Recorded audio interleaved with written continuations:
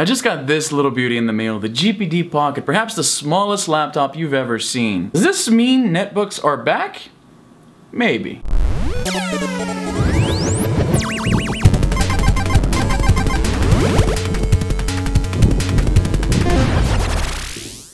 If you watched my previous video, you know that GPD and I have somewhat of a history through the good folks over at GearBest. I had the opportunity to try some of their best products. As a quick recap, we have the GPD XD, which is an Android tablet shaped like a Nintendo 3DS XL, meant to run emulators. I love this thing and I recommend it to everybody I know who's into either portables or old school gaming. Then there's the GPD Win, which is perhaps the only thing preventing the GPD Pocket from claiming the title of the world's smallest laptop. This is a full-fledged Windows 10 laptop, though I think knee top might be a more accurate title. So GPD took the lessons they learned from creating those two devices and made this, the GPD Pocket. So just to show you here, first and foremost, I think is the first thing that catches people's eyes, is that the build quality on this, the construction is solid. You're talking about a one piece of machined aluminum here, not unlike a MacBook Pro. And in fact, this very much looks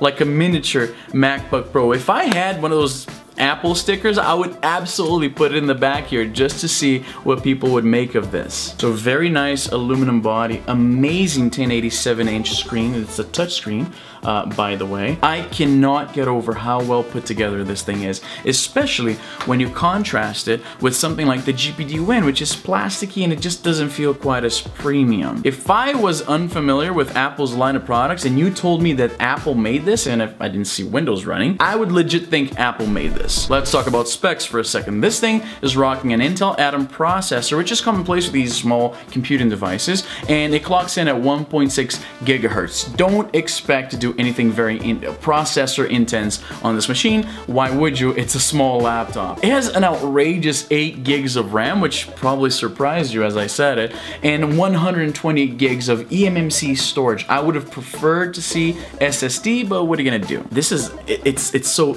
satisfying. This thing is, you have to touch it to understand. It's essentially, if you ever use something like a MacBook Pro, this is pretty much it in a small form factor. I can't get over it. GPD, when it comes to build quality, you can criticize this thing in a lot of ways, but build quality, they got absolutely right. Ports, we got a USB-C port here is what you use to charge the device. There's a micro HDMI out.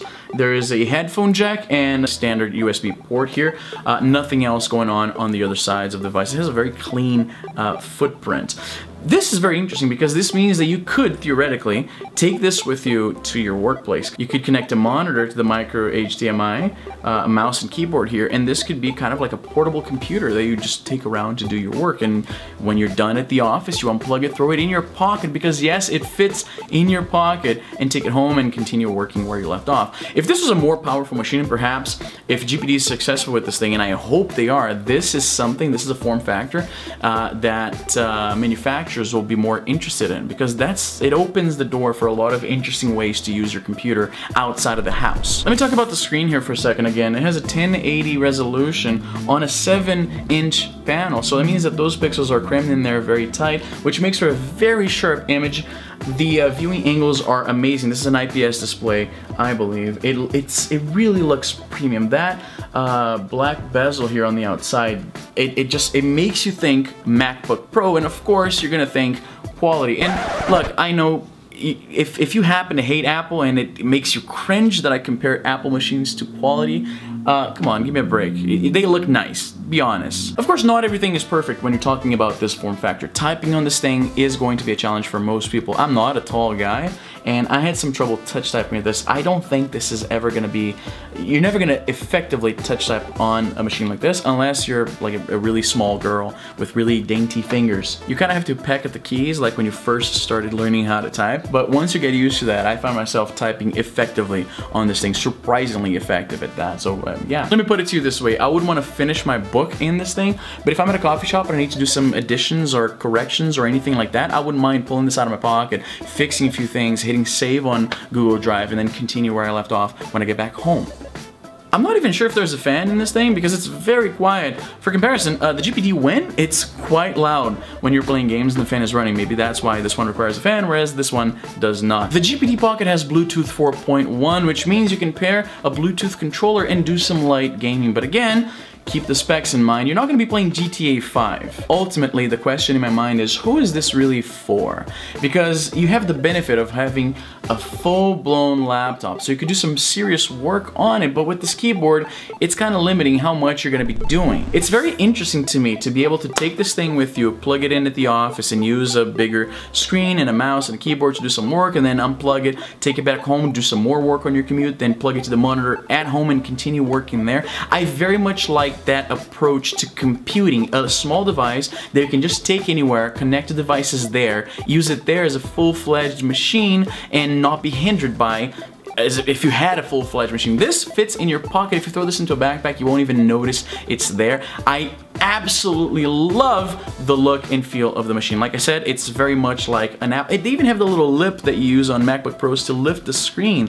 It's very clear where they got the inspiration for the look of this device from. The GPD Pocket is sitting at around $500 US on GearBest right now. I say around $500 because GearBest does promotions and special discounts all the time, but of course it's not going to vary too much from that $500. That's about the price tag you're looking at. At that price point, I'm actually pretty impressed at what they were able to pull off with the GPD Pocket. It looks gorgeous. The specs aren't actually that bad considering the size.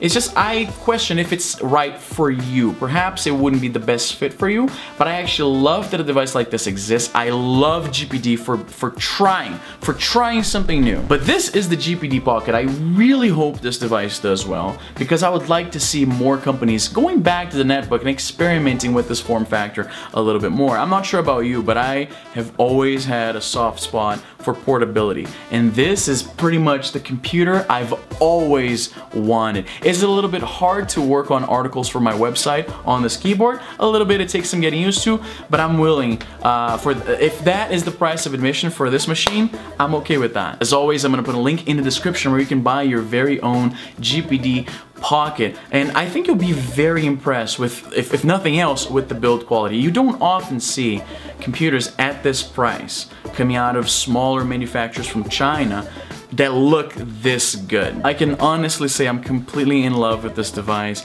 A lot of the times they send me products that I just don't find much use for and I end up just selling them. This one I'm actually keeping. But that's everything for today. As always, thank you so much for sticking around. If you're new here, consider subscribing to the channel, dropping a like, say something in the comments, talk to me people! And I'll catch you guys next time.